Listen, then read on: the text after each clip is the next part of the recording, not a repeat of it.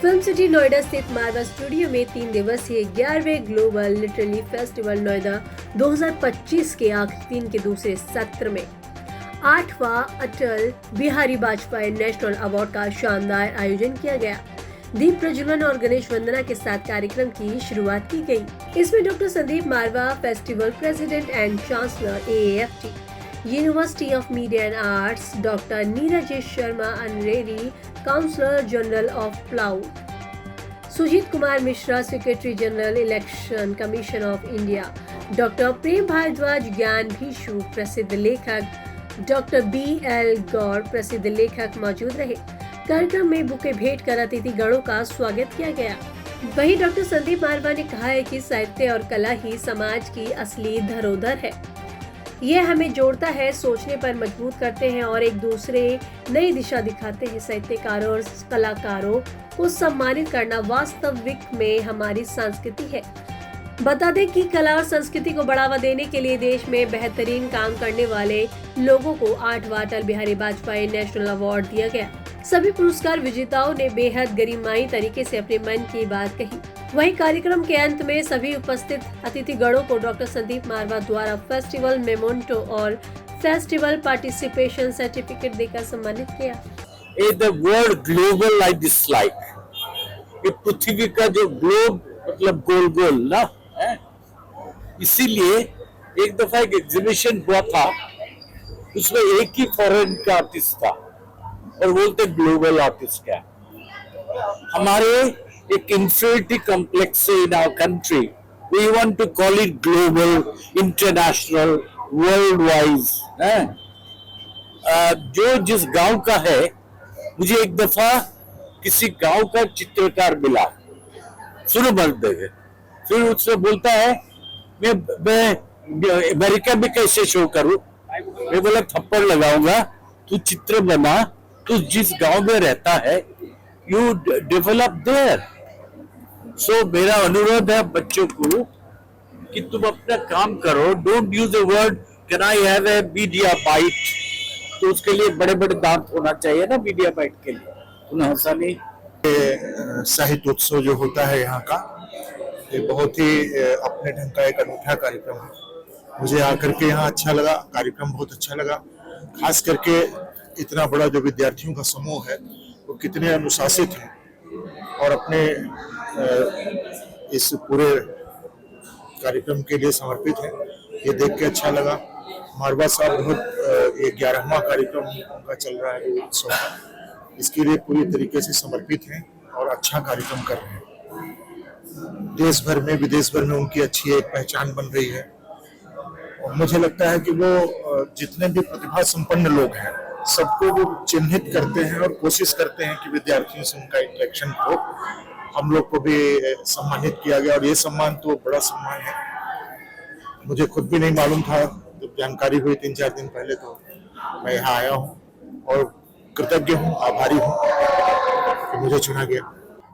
देखिए, मुझे 11 साल का अनुभव है यहाँ आने का, तो मैं इस बारे में ये कह सकता हूँ कि अद्भुत।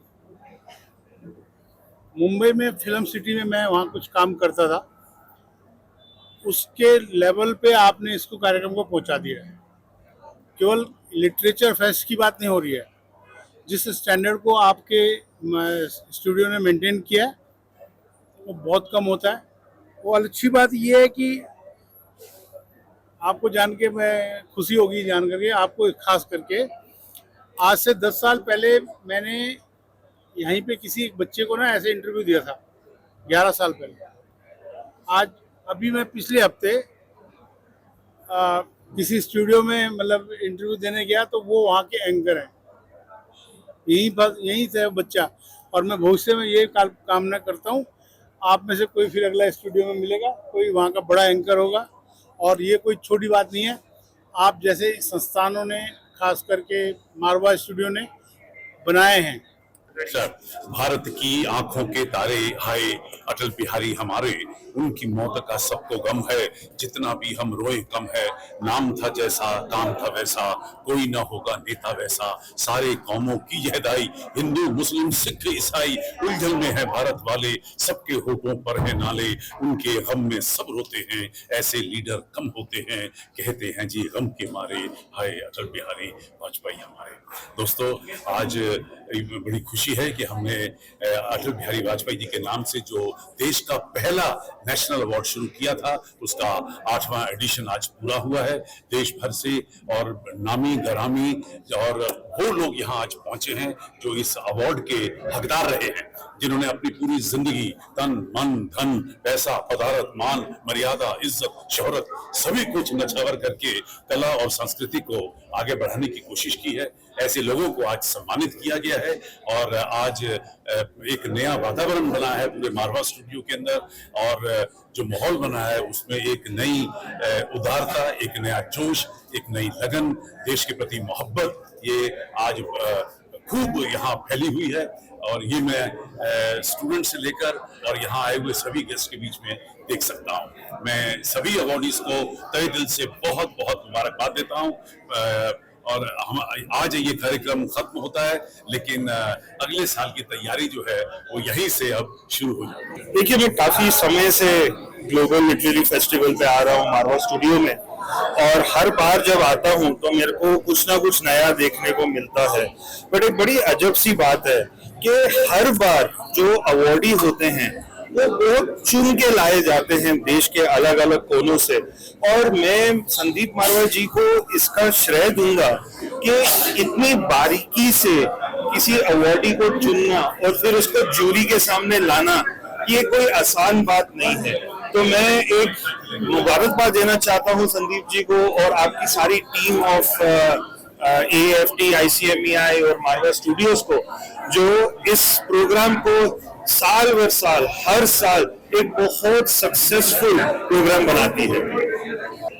मुझे बहुत अच्छा लगा यहाँ पर आकर, और एक प्रकार से इतनी सारी नदियों का संगम मुझे दिखा, कहीं आर्ट है कहीं कल्चर है, और आज का जो अटल बिहारी जी के नाम पे जो अवार्ड दिए गए उसको देखकर मुझे लगा कि इन सारे अवार्डीज को चुनने में बहुत मेहनत की गई है, और बहुत ही चुन चुन के लगभग हर फील्ड से प्रतिभागियों को यहाँ पर अवार्डीज को लाया गया, और ये देखकर मुझे बहुत अच्छा लगा। और संदीप मारवा जी की जो मेहनत है वो धीरे धीरे रंग ला रही है, और यहाँ पे इतना अच्छा फेस्टिवल देख के लग रहा है कि मैं अगली बार के लिए लगभग 3 दिन आना था, लेकिन मैं आज आ पाया।